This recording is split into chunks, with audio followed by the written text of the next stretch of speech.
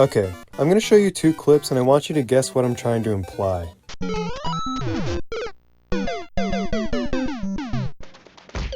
Oh no! So the first clip was Super Mario Bros., released in 1985, and it was the first mainline Mario game, and in turn the first Super Mario game to include lives. The second clip was Super Mario Odyssey, released in 2017, and it was the first mainline Mario game to not include lives. It took Nintendo an entire 32 years to take lives out of their Super Mario games, and Nintendo is still putting lives in Super Mario Bros. Wonder, a game released 38 years after the original Super Mario Bros. And I get it does make sense. You already know how iconic 1-ups and game overs are, so of course they're going to hesitate to move on. But really? 38 years? This stupid design choice persists through everything and will not leave us alone. Lives in video games are almost as useless as the scorekeeper in Mario games, and they should have been left way back in the 20th century. But how is this the arcade's fault? Well, if you want to speak technically, pinball machines might be at fault, since people were given multiple balls to play with a single payment, acting as several lives to have multiple rounds of pinball. Early video games in the 60s and most of the 70s were extremely simple and didn't use lives. But there was one man, Nolan Bushnell, who believed strongly in the idea of coin-operated games. He knew the popularity of pinball machines, and as video games advanced, he saw the massive potential in charging people coins for a short session in a video game. His first attempt at arcade games was in 1971 with the company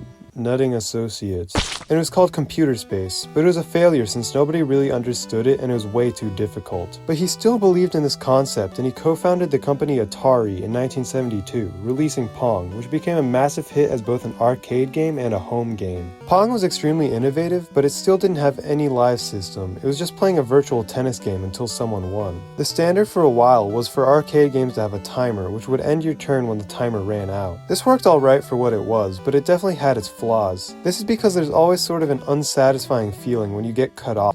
A feeling of incompleteness. This was the norm until 1978 when Space Invaders introduced a revolutionary game mechanic, and that was lives. The end of the game was triggered by the death of your character rather than the ending of a timer. Now the player could control their length of play with how good they were at the game. If they sucked, they wouldn't last long, but if they were amazing, they could play for longer, and players would get 3 tries before game over. This was genius because players had a more complete feeling when finishing the game, but the scorekeeping made people want to come back and push the limits of how far they could make it. From there on out, lives became the way to go. The most popular games had lives: Pac-Man, Donkey Kong, Frogger. The list is basically endless. This new change also impacted home gaming, even though the whole idea of lives was made as a way to moderate Billy from having a 5-minute turn at an arcade machine. But it makes sense, since the games were so popular, of course the new games would mimic the aspects that worked. It was also a time where games were very repetitive and not using lives wouldn't make any sense, since the games are designed around trying to beat the best score. As gaming changed in the late 70s and early 80s, it got more fun and more popular, but there was a problem. Too many games were being released too quickly, resulting in a huge decrease in quality, so the video game market crashed in 1983. The market remained down until 1985 with the release of Super Mario Bros. And the Nintendo Entertainment System. Nintendo had such a hit on their hands with Super Mario Bros. That they revived the market and revolutionized video games. The concept behind the game was getting through the game and beating Bowser with 3 lives. There was of course also the ability to collect 1-ups to gain more lives. But this was the first time where lives seemed a little bit useless. A lot of people haven't experienced the true full Super Mario Bros. Experience because of the live system. Even with the massive shortcuts, the game is just too difficult for the average player to beat it, and most people just play the first few levels and give up. Imagine making an entire 32 level game and designing it so that most people can only be capable to do just a few of them. Although a pro to using lives early on was that games felt like they were more worth your money because it took much longer to beat the game with this system. Since Mario was so popular, of course many games following it were going to continue to use lives. There was actually one approach to video games that developers put into their games so that the live system wasn't as harsh. A few years prior, in 1981, an arcade game called Fantasy was the first game to have a continue button as an option.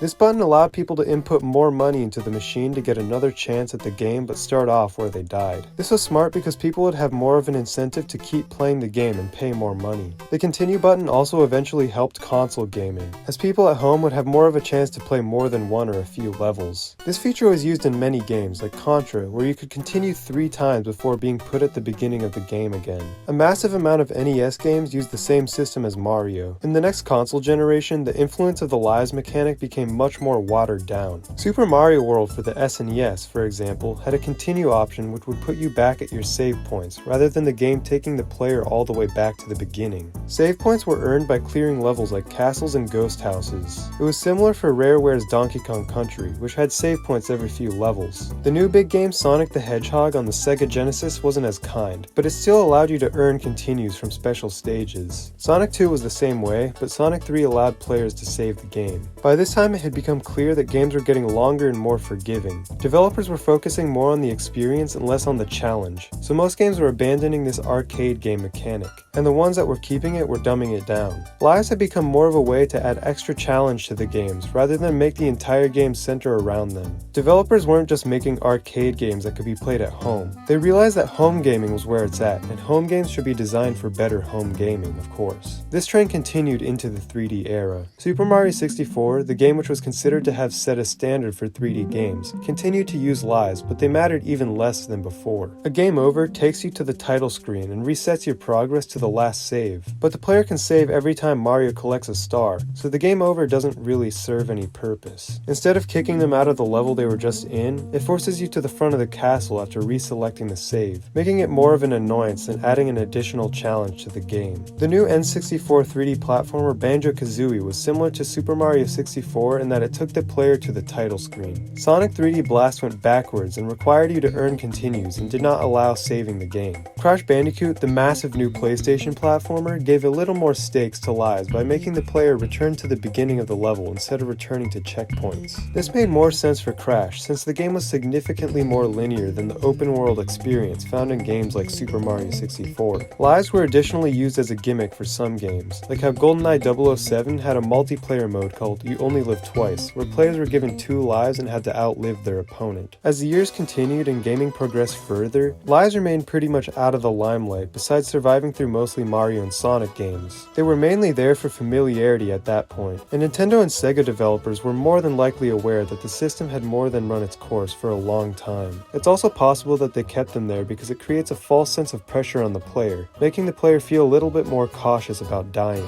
Nintendo also may have felt like lives were too connected to the 2D Mario experience to remove them for their new Super Mario Bros. Games. In 2017, Super Mario Odyssey and Sonic Forces released, both with a complete lack of the iconic live system. Nintendo and Sega had finally decided that the pros of removing them outweighed the cons and they would be better left out. As mentioned earlier, they're being added again in Super Mario Bros. Wonder, but it's likely that Nintendo will continue to not use them in the future Collectathon Mario games. But should this be the case? Should lives return to more Mario games in the future? Well, if you ask me, I don't think so. Unless someone finds a new way to use them, I think it's best that lives just continue to be a side feature in the occasional game. This is especially proved by the use of save scumming. When most people emulate older games, they just end up saving the game where they are on the emulator so they can go back to that point when they game over rather than going back to the beginning of the game. Most people prefer the full and less difficult experience over the challenge of beating the whole thing, and that's okay. Most modern games which use lives are pretty subtle about it and are typically used to improve the experience, like Deep Rock Galactic's solo mode and Doom Eternal's extra life power-up. Sonic Frontiers also uses them in quests, but not as an overarching game mechanic.